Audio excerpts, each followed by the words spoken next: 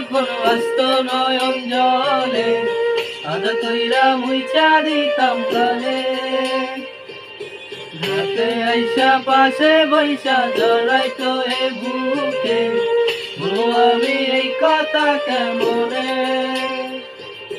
চাঁদের মতো মুক্তি যখন ব্যস্ত নয়ন জলে আদর কইরা মুইচা দিতাম গালে রাতে আইসা পাশে বৈশা জড়াইতো এ বুকে বলবো আমি এই কথা কেমনে তবে ভালো কেন বাসিলা